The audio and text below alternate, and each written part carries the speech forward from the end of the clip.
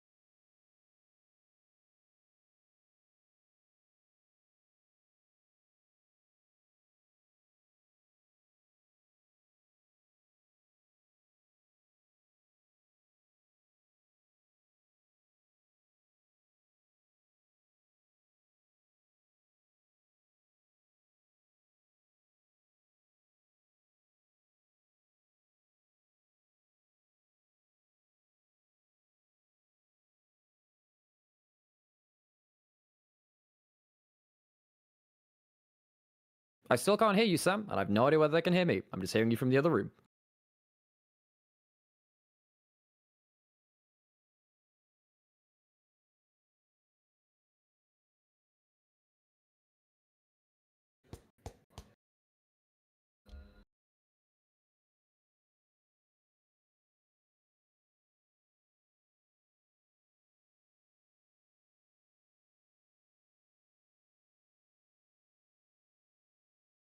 This is why we check things before we go live.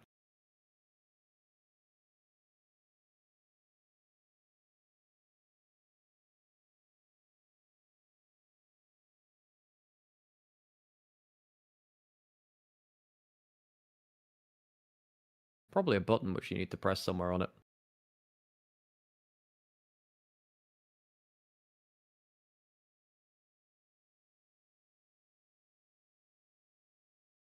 I'm just going to keep waiting until I can hear him on Discord.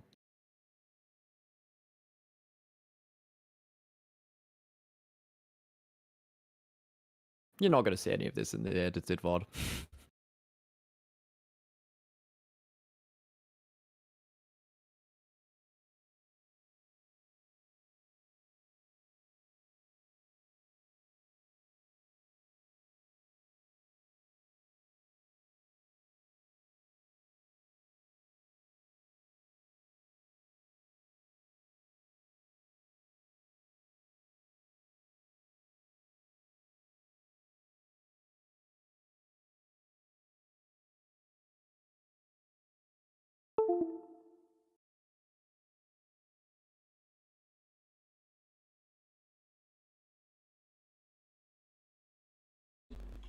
1, 2. There we go. Hello. So, for whatever reason, my PC decided in its infinite wisdom to mess up my mic. So I had signal going in, but it wasn't recognizing the mic for whatever reason, so I just had to plug it in and plug it out again, which was unusual. But there we go. Hello, guys. Apologies on that one. We had a slight issue in terms of getting the the thingy out, which was a bit annoying. But there we go. Hopefully, all now functional. Let me pull this up for you and send that over to you on Discord, and we'll start again very shortly. I do apologize on that one. There was an issue with my whole PC, which is bizarre, but there we go. We want to send that over to you. Enjoy that, Alex. Hopefully you have that one over now, and we should all now, fingers crossed, be good. Right, let's try that again, hopefully with less drama this time around. Hi, I'm Initialise, this is Nightmare. Welcome to LPL Recap, Episode 3. There were definitely no tech issues at the start of this episode. I definitely did not have my microphone die. There was nothing to go wrong. But we are back. We are here with our first podcast post First Stand, post the start of Split 2. How are you feeling, Alex, in general, about the beginning of Split 2? And then we'll start talking about First Stand just after, I think.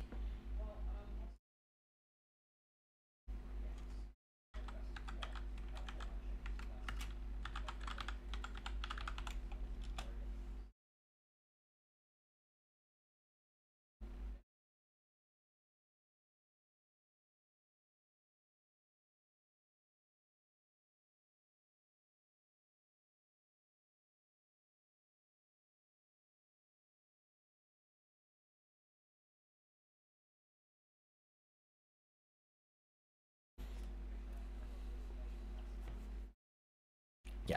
And a reminder, what this podcast is it's a way of condensing the insane amount of LPL content there is. There are so many games playing every day of the week between so many different teams with so many players that you may never hear of because they don't make international, for example. And when there are 16 teams in the LPL, there are some amazing players who are just not seen, some amazing teams that just aren't seen because they don't quite make it all the way internationally, especially when you're then competing with LCK and even LCP for time slots. You don't always catch the teams on their way up, and that's why we're here to help you out and ensure that we cover all of the games we think you should see, and also some of the players that need to be called out either for playing very well or maybe for being frauds, and we'll get towards that. Fraud Wall, our top key kind of reference going on there as well. And Alex, at this point, I want to chat about First Stand because I'm going to let you rant for a bit because there's a lot to talk about there.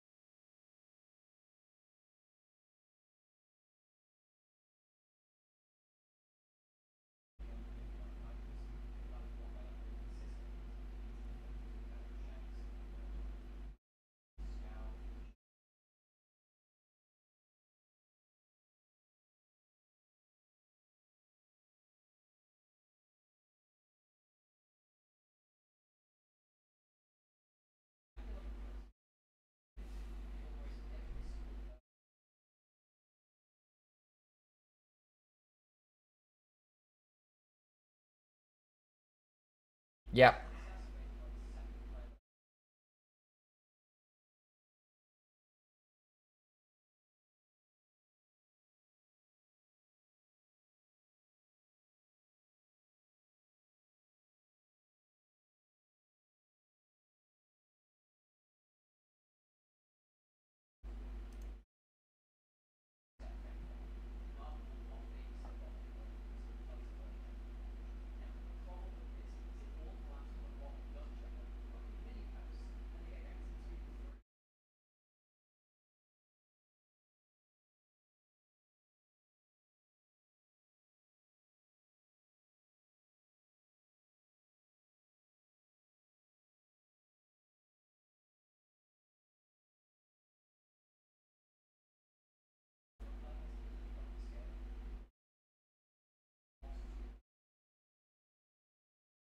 Yep.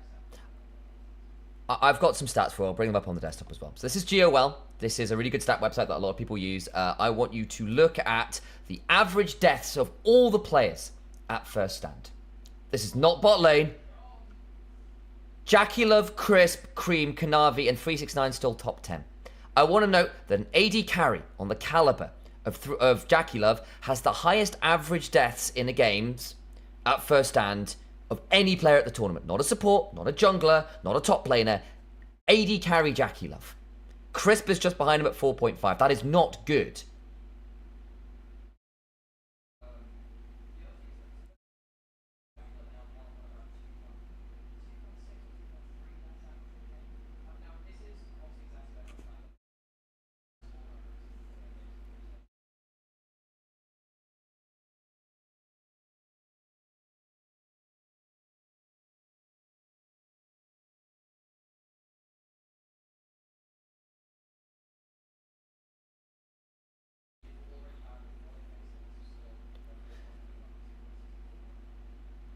So it was 4.5 before they hit playoffs. It went to 4.6 at playoffs.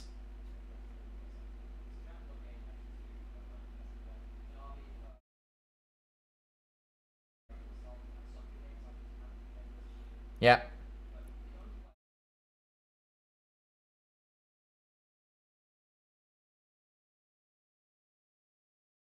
Yeah. Yep.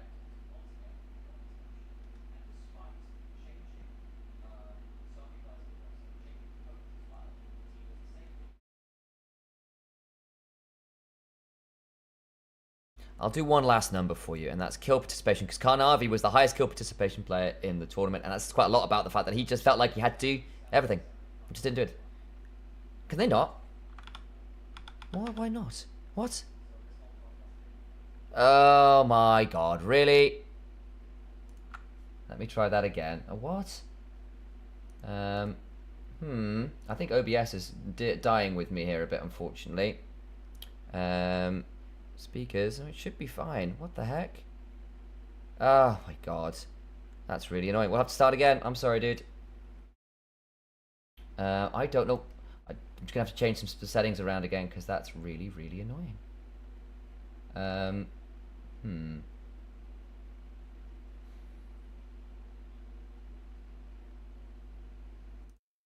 Try now, El, will you? Okay, 1 2 1 2 1 2 1 2 1 2 1 2. That is so weird, man. Okay, fixed it. So, for context, what basically happened there is we'll restart. That's really annoying. Wow, that's so annoying. You guys probably saw some wonderful things that mean absolutely nothing. For whatever reason, my normal output, which works for every other setting, didn't work for this one for no apparent reason. I don't know why. I had to change the output again.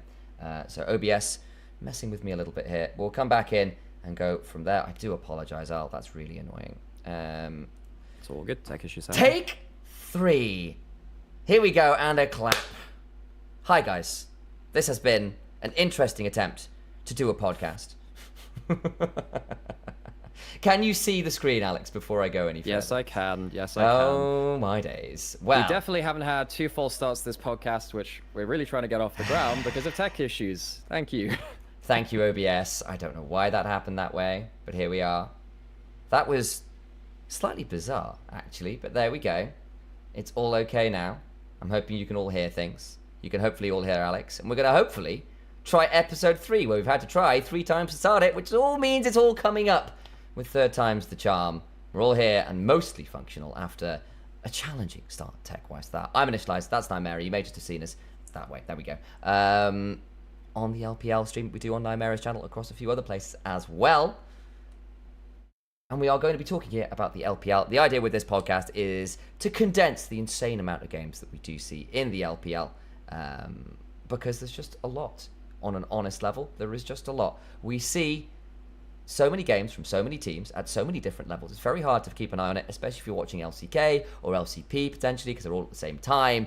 And there are 16 teams, which means it's quite hard to know which games to watch when. And that's why we're here to tell you which games you should be watching, what players you should be looking out for as well, in terms of who's playing well, and then on the other side of it, who is just not turning up when they need to. Alex, you're still here with me, despite the tech issues. You can now be heard, which is a really good start, because we tried 10 minutes there of giving a wonderful talk about the LPL in general. But before I have you go any further, let's chat first stand, because we do need to talk it, because Top Esports did not do us proud there. No, so Top Esports, at first stand, our first international event of the year, came in. We assumed they'd be top 2 because of the historical gap between LCK, LPL, and then the rest of the world, and they finished, well, 4th in group stage after only beating Team Liquid. The only reason they managed to go through is because Team Liquid's ended up beating CFO to get through. I think it was at the last day of the game. They only won versus Team Liquid, and the only reason that they ended up getting tie broke through is because they 2-0'd that, whereas KC ended up taking game off of Team Liquid, and their loss to them on the first day of games. So and then Top East was bombed out 0-3 to HLE as well. Not unexpected, given that HLE looked like the best team in the world, and they were very, very impactful with that. But still, Top Esports, they fell apart on a micro and a macro level there. Despite the fact that they've changed multiple players heading into this roster, they changed jungle support, they changed coach. It's the same Top Esports coach, Curse, rather, coming in for this team, where they look good domestically and they fall apart internationally. So diving into why that is, I think there are 2 points which I take away from this, which I think the LPL teams should have learned about. I think we've learned a blueprint of how to beat Top Esports, and this should be applied domestically as well. And honestly, the biggest thing that comes through to it is gank bot lane early. Jackie Love and Crisp are very, very good at solid 2v2ing. They are awful at 2v3ing because they play as though their minimaps are turned off, and they don't judge where the jungler is coming down to them. There was a game at first stand where Kanavi walked into the enemy jungle, who was playing Ivan at that point, who'd been Yike in the KC games. Spots them out, gets a timer, delays their jungle clear, doesn't manage to get anything, so fails to get the early jungle advantage, which he likes to get. But bot lane knows that the enemy jungler is heading from top lane to bot lane, and they're delayed on their timers. They still push up, they die to the first gank, and the game falls apart. They are terrible at playing 2v3. Now, that's the first problem, kind of because bot lane is so crucial to the platform this team plays off of. Because what that does is it allows Kanavi to not focus on bot lane and get an individual jungle advantage. He becomes another carry for the team from the jungle role in a way that very few junglers can do consistently. And that's your second problem, because you know that Kanavi will never, ever sacrifice his own camps really to go save bot lane. He won't make that 2v3 bot lane into a 3v3. So they fell apart versus almost every team that would just hyper gank bot lane early. They play early game composition, they'd fall behind with them, and they couldn't deal with the scaling that was more prevalent at first stand, and they just end up falling apart. So I'm very disappointed in Jack 11 Crisp. I think that they fell apart on an atmosphere vibes level. It felt like they were not confident, that they weren't reading the map well, despite their 2v2 being good. And then on a strategic level, they didn't know how to get themselves out of that hole. So that was very, very disappointing. And Top Esports, the curse continues. Some numbers here as well, which we kind of showed off a little bit earlier, but we'll bring them back. And that is specifically here. This is the average deaths in a game across the entire tournament, across all the players that were at first stand. It's not just bot lane, it's not just jungle or whatever. Average deaths for every player. Jackie Love 4.6, Crisp 4.5, Cream 4.1, Kanavi 3.8. But this is the one I really want to look at. Your AD carry, your superstar, your world champion, one of the best players in the world, touted as having a genuinely excellent split, comes in and dies over 4.5 deaths a game as an AD carry. That is abysmal. It just is. And I know that sometimes you can cherry pick stats. This is the biggest sample size you can get. Every player, every game, dying this regularly, and it's not inflated by one series. He had these numbers before playoffs. Yeah, so that kind of like statistically kind of shows the point which I'm making. He's dying a lot more, and he was very, very safe before. He was very good at judging his safety, and that just hasn't been the case here at First Stand. So yeah, that was First Stand.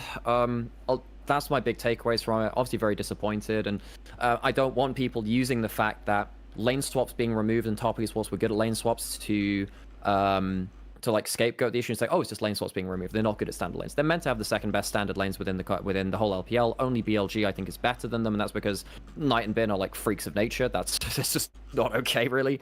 And yeah, that's been a huge issue, and that's without even talking about Chris on an individual level not looking very good when the map was behind, and Cream getting absolutely bodied by almost everyone on there as well. Cream, he had a great run towards finals, going through a lot of legendary LPL mid laners. I think that on an individual level, he was very poor at First Stand as well, besides like one half of a Silas game. Yep, with that in mind, let's have a chat about LPL proper then, because we are now in a very different system. I think probably the first thing we need to do is the fact that we are now in split 2 placement, which is not split 2 proper. So Al, walk us through what that looks like. So here is the standings as they are, but what is split 2 placements? What is going on? Why are we all split into groups again? Why is it best of ones? What's happening?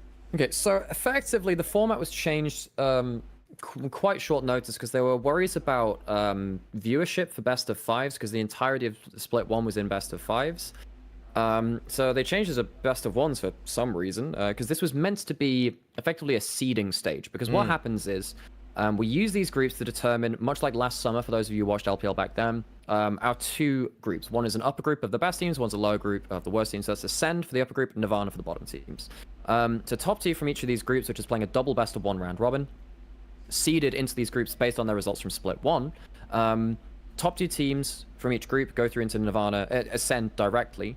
4th place team goes through into Nirvana directly, so they go down into the lower group with no contest. The 3rd place teams, much like Champions League or football competitions, play off against each other for 2 last spots in Ascend, 2 last spots in Nirvana, and then we get through into basically a double round robin for Ascend of best of 3s, and then a single round robin of best of 3s for Nirvana. Bottom 2 teams from Nirvana end their year. They don't even play in split 3. Their year is done in July. That is absolutely cutthroat.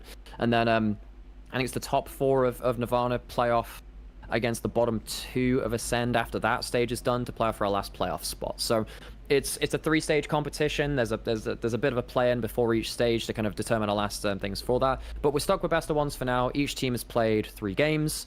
Our last game's just happening before we recorded this podcast as well for Group C. So Top East was the last team to play before that today. But that's our format.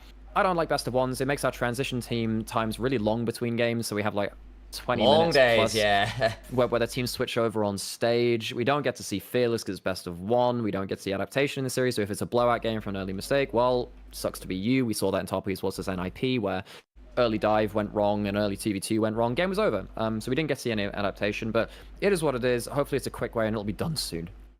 Yeah, with that in mind, let's have a look at where the groups are at. Any particular standouts, shout-outs, weirdness happening here from your mind? In terms of the results so far, I mean, there's only one huge one, right? Ultra Prime somehow at 2-1, Thunderstalker 1 and 2.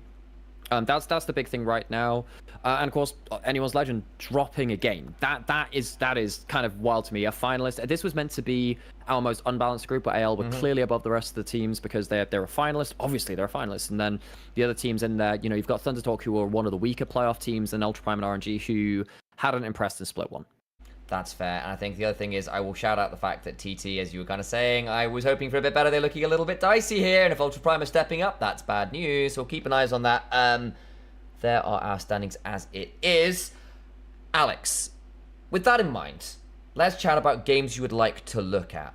Which game and would one you last like shout to out as well. yes. So, because I don't know whether this is on your list as well, but IG currently 3-0 in their group as well. That was going to be one of my games to look at. That's fine. So we will talk about it at some point then. I mean, I'm happy to start with either of my games. I believe I chose 2 of them. One of them was well, okay. I mean, we'll talk about that first upset I talked about then in terms of Anyone's Legend lost a game. Yes, they in a group did. where they were meant to be so favored. Now this is best of 1. It's a single round robin, but Anyone's Legend lost a game to RNG, who are not meant to be a good team. And honestly, on paper and their split one results, you can't really contest that. But they lost a game, despite the fact that they'd gone 2-0 earlier in the day, with Flandre having a KDA of 22, 1, and 23 from 2 Gwen games. Yep. So this is not the game that they lost. This is against Ultra Prime. Sorry, which one am I looking at? Which one are you looking for? You're looking for their last game of the day, which would have been versus RNG. So it'll be later into the VOD. That's the Ultra Prime, because they won that one. That's great. But this is their game a little later on versus RNG, because even though this team is an LPL finalist, even though Flandre come out with 2 MVPs from 2 monster Gwen games, because Gwen is very, very powerful on this patch and has been basically first pick ban worthy by some teams even. Things went to hell, really. It was very, very scrappy. Flandre ended up having a 1,000+ gold lead through just individual laning phase by not taking teleport, going for the ignite on the Vladimir versus the Gwen. I thought, okay, wow, even though he's against the Gwen now, this will do some damage. So, I mean, I'm curious to hear what your thoughts were on this game, Sam, because so RNG I was watching, to me... So I was watching as a fan, right? And I think, because I was taking the day off a little bit while this one was happening, because my voice was a bit shot. And I think for me, it was really good to see Jachi and Niket as that duo back together again. It wasn't clean. They overstepped sometimes. But this is what I saw. For context, folks, Jachi and Niket used to be Challengers players down in LDL on top esports Challengers. Yes, they were on TSC, who were probably the best bot lane in the whole damn league. 1XM was trying, UTM was trying, but it wasn't quite the same as this bot lane duo being so damn dominant. It's why Nio looked so good, because he could always just play around this duo. They're psychopaths. They are so happy to take every single fight out there. And I think having this duo realigned back together again sets up for some really insane plays. What is it, a 12-1-12 or something bot lane performance from this insane Kai'Sa? I can't remember exactly what it was, but this game goes back and forth a lot. So, I mean, we learned some things. It's a best of one. It got kind of freaky. And Annual's Legend, my big takeaways was their team fighting wasn't that clean in this game. Most of these fights, you'll be seeing a lot of these highlights are like a lot of cooldowns put onto Niket, put onto Milky Way instead of put onto Tongyuan and onto Jachi as well. And we see when we get around to the Atakan fight later, stuff just goes wild, because effectively Annual's Legend tried to play frontline to backline a whole bunch, and they don't get the value onto these 2 carries. Now, and that happens for a lot of the mid game. That's basically the mid game story. And it's really interesting to me that we actually had this is the play here. Here we go. Because you think it's like, wow, okay, cool. I mean, you get onto the Atacana stuff, but they've used all of their cooldowns onto like Niket and Jachi and Tango, and just be like, okay, cool. And yeah, they dash forward there. And right, what's left for the Kai'Sa? What's left for the Aurora? And the good thing for me is that seeing that even less experienced carries like Jachi can find those gaps on something like the Kai'Sa. He somehow steals the freaking Atakan after all this, because Tarzan uses Smite midway through the fight to walk away with crazy plays like this. And Annual's Legend, I'm a little bit worried that they were kind of sleepwalking in this game. They underestimated their opponents. They were much more consistent at split one, at taking down even weaker opposition. It felt like they didn't overlook that nearly as much. And yeah, RNG, unexpected victory for them. It did end up being Xiaoxi having a great Gwen game towards that as well. But that was one of the biggest upsets. So if you're going to walk away with like an unexpected weird result, great game to watch, very entertaining, loads of team fights, but also what the hell are Annual's Legend doing as a finalist, in this kind of situation against a huge underdog team. So let me pick one of mine. And tell you what, I'm going to go for one of the IG games. I think IG JDG was a really interesting litmus test, and I think IG looked much more like the team we were hoping we were going to see. They started split one being quite inconsistent. There was rumors of players not agreeing with how they wanted to play the game, and they've just simplified it. They've just made sure that what the game plan is really straightforward, so everyone is aligned, and then they can really wield the power of their really exceptional players much more easily. And I think that JDG game in particular was probably the one that defined it for me. Let me go find exactly where in the VOD it will be. This will do. We'll skip on over. It was a relatively slow early start, but it was, however, a very exciting game and quite telling, really, for me in terms of what was going to be happening across the series. The IG that we were promised, that we were hoping for, look at this roster, guys, really finally turned up to play. And they dropped a really aggressive comp with the Yone, Sejuani, Renekton. They've got the Braum on top as well. And it kind of hits this mid-game. They've gotten all these grubs. And they just start playing the map so well. because they don't have to focus on what they have to do. On the other side as well, we're talking about the IG side of it. I think Gala and JJ were the standouts for me from this game, particularly. Gala's skill shot accuracy across all 3 games he had in the first round were insane. Worth noting, IG, their first game of the day was a little bit fast and loose. They ended up winning through that one. I think both them and BLG have been the teams which were like, it might not be a best of 1 curse where they lose the first game in a series like that. It might actually just be first game of the day as they're waking up curse, because we saw similar from BLG, have hard time in game 1 and then they just woke up and go, okay, this is how we play again. JJ for me has been absolutely insane, carrying off from a very good run of form from him in playoffs, where they went out, of course, to top esports in early on into playoffs in split 1. I think Gala's skills are actually absolutely insane. But on the other side, JDG, Shin's Nidalee, basically invisible. It was meant to be a weight and scale outrange composition. They didn't survive early game. I think that there were some questions about the draft. I think that I care less about the draft. I think, yes, you can argue that IG have a lot of power in lanes early, but it should have been a lot better than it was. And JDG walk away feeling not awesome and having to claw their way out of ridiculous deficits because of just brute force trauma from JJ, Rookie, the Shy, Gala Maker, just forcing plays over and over. Yeah, and I think, for people, particularly when you had eyes on people like Pays, it was a hard game for him. I don't think it was necessarily his fault. I think missing as well ended up in the Leona scenario where it's like, well, I guess it's me face checking or nobody, and they died a lot doing it, because actually this was after a really fantastic Nico game as well. Yeah, missing had a really good Nico game, but this Leona... Now, I don't think he played well, but also wasn't necessarily his fault. His last game of the day was... I think they walked away with the win there, but that was mainly through the Scouts Ari somehow late game carrying. That was a weird game as Shouldn't have won that, they actually should have walked away 1 and 2 from the day, but hey, they walked away from it with the positive win record all the same. Pays, there were some complaints about the draft from a Pays perspective, saying just give him a real AD carry, because he looked much better on the Varus a little later, and a lot of people don't like Misfortune. I get it. I think that there are some Misfortune specialists which get a lot of value out of it. Not sure Pays should be one of those players. Give him Varus, give him Ezreal, give him something he can actually outplay on, Well, with that in mind, what is your next game you'd like to talk about? I have to go... it was a game which just happened today. Top Esports NIP. So we had this happen today because we saw Top Esports come back from first stand. We had a lot of worries about them. We saw them against NIP. This is one of those games where I don't feel like we learn that much from Top Esports, because I talked about the stylistic weaknesses of the team in terms of you gank them early game bot lane and they can fall apart because, they lose the platform which they're so used to playing around in that 2v2. That didn't happen here. They smashed through the 2v2, and then also Kanavi got to play for an individual advantage. Not just that, played for individual jungle advantage on Neferi. Neferi's getting played in LPL. Ever since the rework came through, a bunch of changes through it. Champion is super busted, and Neferi's played a load of it in solo queue. He had 2 games of it today. This was his first. He went absolutely godlike. Showing that he can play into the Ambassador and these single target pick comps. You press W on Neferi, which makes you go untargetable now, and you can't even do that. As we were saying, the 2v2 worked out well for Top Esports. We didn't learn that much about it. I say, most of the time Kanavi doesn't babysit bot lane. I suppose he doesn't, because the fight's already over by the time he's there. But I was a little bit disappointed in leaving PP God. I think that was an avoidable mistake there. So there's 2 sides to this. Top Esports, I think we learned that Kanavi can play Neferi. Don't give him that. But on the other side, 2v2 goes wrong, and no one's here to cover the top side. So no one covers the bot side 2v2. We've learned the blueprint, gank them early. No one covers the top side here. That's how many minions that Shanji ends up losing, 10, something like, of that stacked wave. Not even the cannon minion to delay the minions dying. So Shanji ends up going 0 and 8, I think, on the Ambassador. It's a really rough day. Yeah. And a lot of people will blame Shanji. Yes, that is reasonable because he is an absolute black hole of pressure. However, for me, actually, the blame goes on to Aki. You should have covered one of your lanes. You should have covered one of these plays. The fact that bot lane falls apart in the 2v2 and an obvious dive with a stacked wave is not covered in topside is absolutely unforgivable. So NIP, I wasn't particularly happy with them. I think that Durnby, very quiet game from him. Leave was very good in their first game of the day.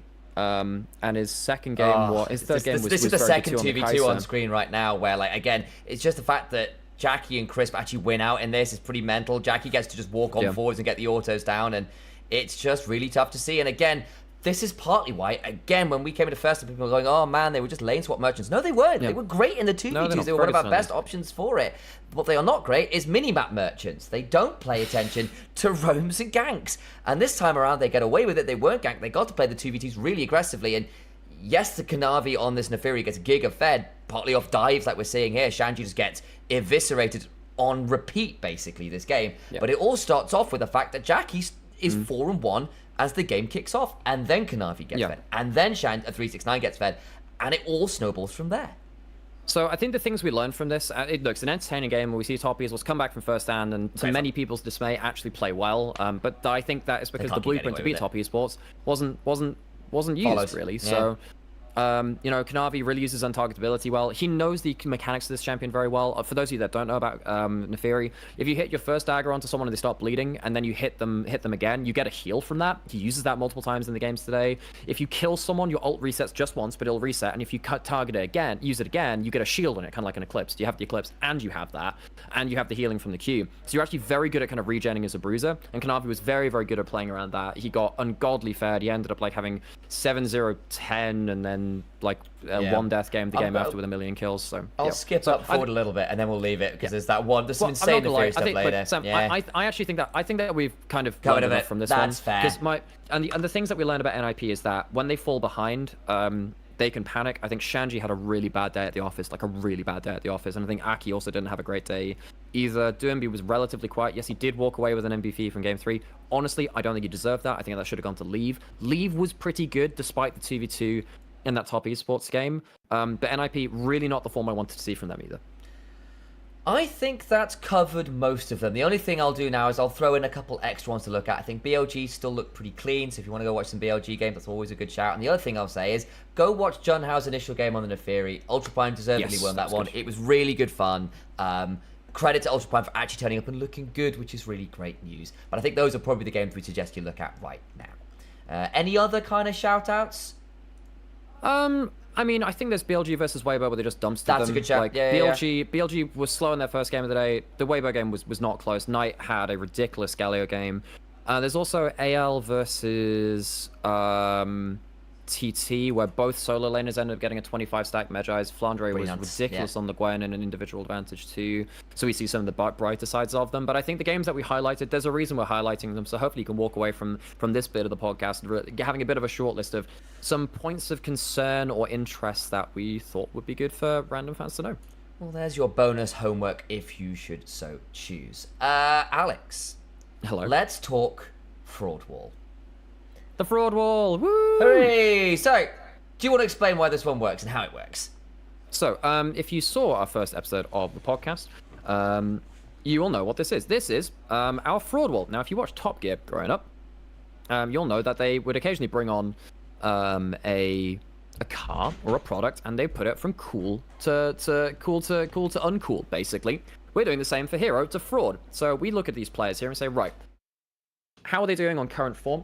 And you, as chat or in comments, can put some names on the wall. You can nominate them. If we see some interesting ones which are consistent across comments or well-liked, or ones that you just keep yelling at us, maybe we'll put them on there. If you want to put a team, you want to put a player, you want to put a coach, we'll put them on here. And this is where we left off before first stand. This is where everyone was. Now we might end up readjusting some of these, as is the nature of the beast, but we'll also add 1 or 2 in as well. So if you're currently in chat, or if you're in comments and want to do something for the next video as well, you let us know what you want to put on here as we shuffle some players around and we have a think about our fraud wall.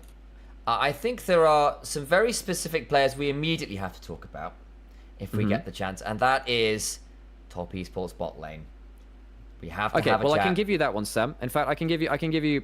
You can start doing that while I start putting some other ones on there too. Fabulous. Here is, Sam, a picture of Jaculov. That is him domestically. Here is a picture of Jaculov. This is him internationally. I think quite obviously, Sam, we can throw one of these into one end of the spectrum. I think we can throw one of these somewhere else. How do you feel about that? Yeah, I think that's spot on.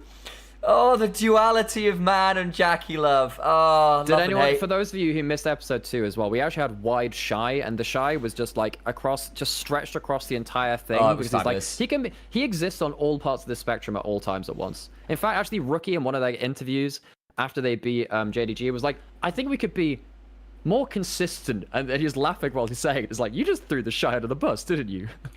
Well, I think we know where regular Jackie is going. He's going. Oh no, I've lost the group. There we go, moving that one over there. I think significantly in hero, whereas the international, throw him as far right as you can, Alex.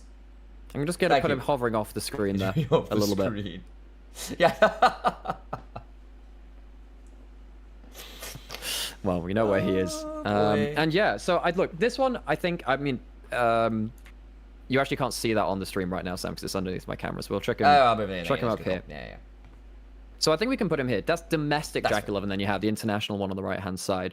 So that's that one there. Now, Sam, if there's a player you want to kind of like divvy up, you can kind of, I'll getting pictures and stuff, so you can put them on the wall. While we're doing that, I guess we can maybe, if you're in chat, if there's anyone on the wall who'd like to readjust, you can throw someone in that. I'll have a think about that one. Yeah, because I think I'd like to chat about Crisp. I think he's someone I wouldn't mind having an eye on too, if that's okay. Sure. Okay, I'll go get pictures for them. And then chat, I'm looking at you.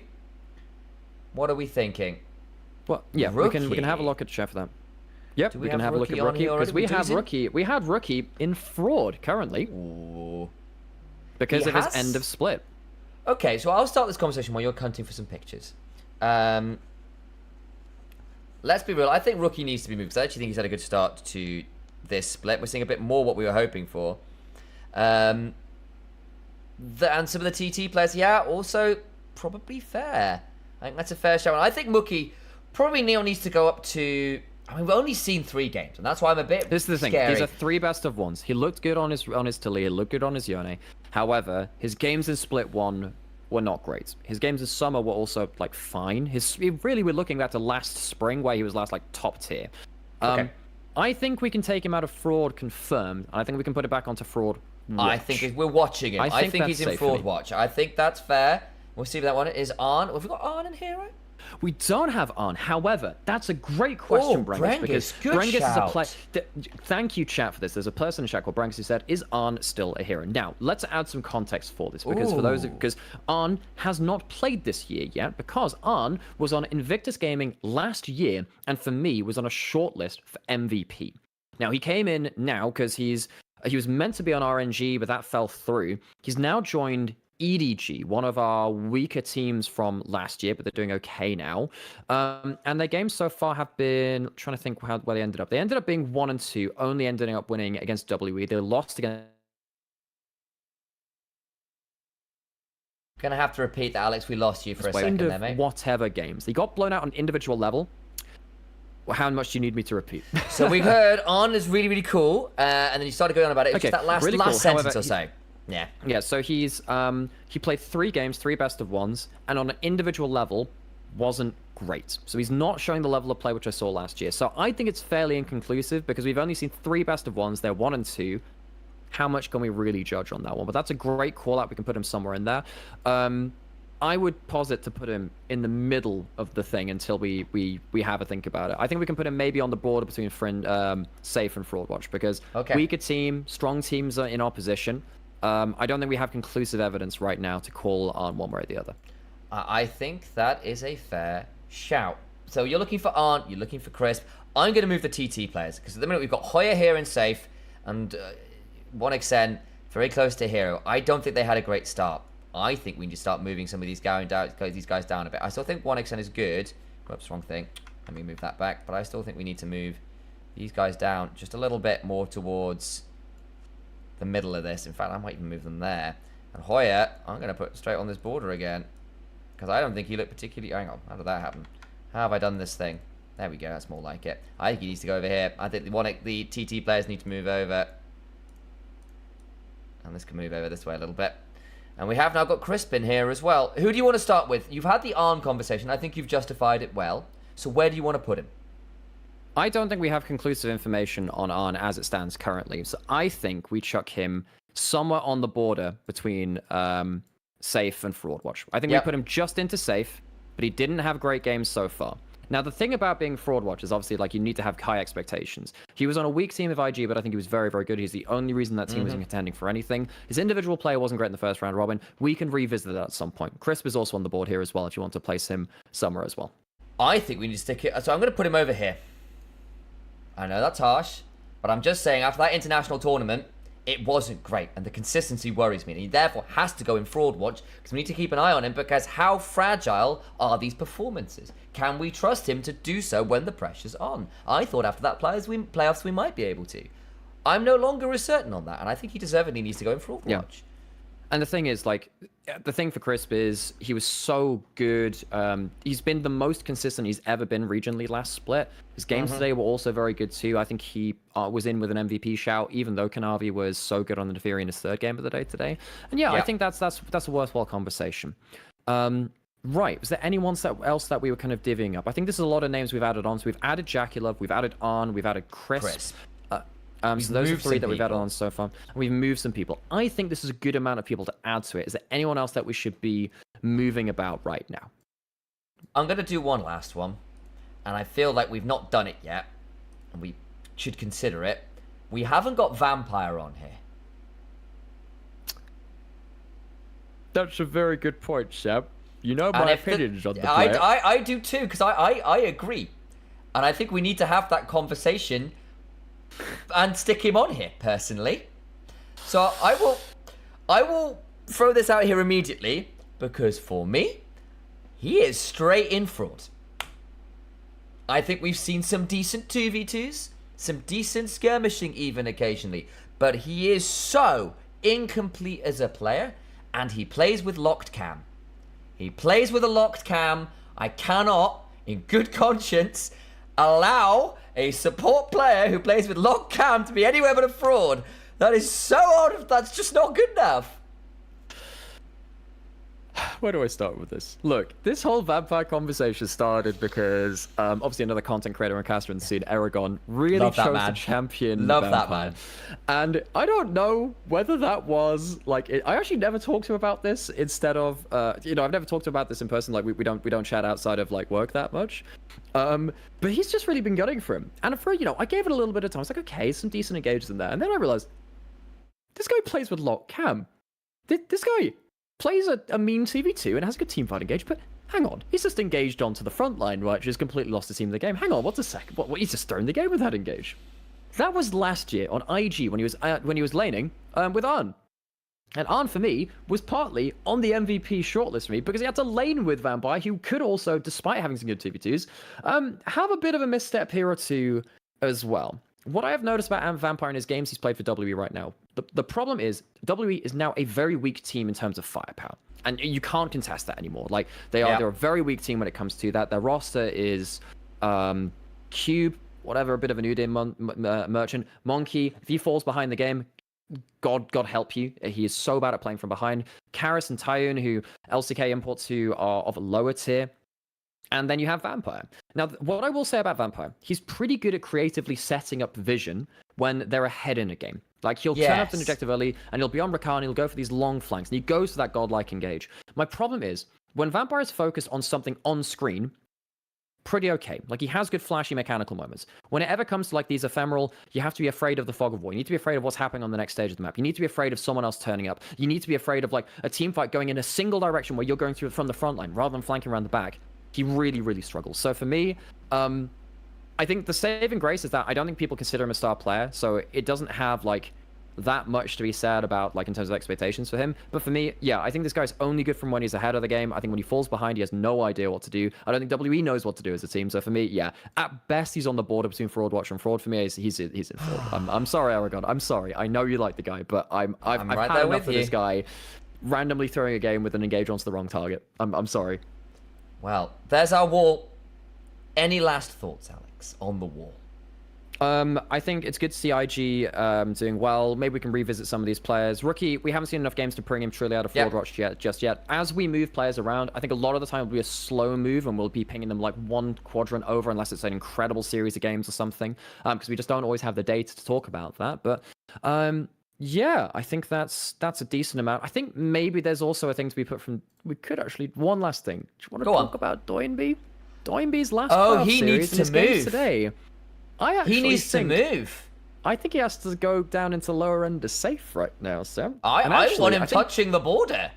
Actually, you know what, Sam? I think we can add another player on. I know we've said we added on 3. We're going to end it here. I think we have to put Leave on, and I think we need to put Derby down into, like, borderline here. I think it's sad to see it. I think he's on the border because he's had some very awkward games in playoffs and his quiet games today, whereas Leave actually been playing very, very well overall. I'd have Leave on border of hero and safe because I think he's been by far the most consistent player for NIP across Split 1, playoffs, and now into Split 2 placements as well. Like, he's just been really, really good. whereas Duembe has just been very quiet. He won an MVP today. While you're doing that... But it should have been Leaves. It should have been Leave. I do not understand where Duembe got that MVP from. I don't know whether I missed something. Always possible. I'm not infallible. But that said... There was some... He had very good Talir ults, but like that's it, folks. Yeah, I don't know. I think he was quite absent for a lot of it, and there was some real misplays in terms of the early Talir ults. Well, the late game ones were fine, but it just wasn't consistent enough. Whereas Leave had a very, very, very good Kai'Sa game that I think deservedly should have had it. He needs to go all the way. To me, on that border, I think he's been very, very good. So I think that's a fair shout. Right. So, folks, if you have opinions on the fraud wall, if you watch some more games in the week and you want an interesting conversation, you let us know in the comments, you let us know in live chat.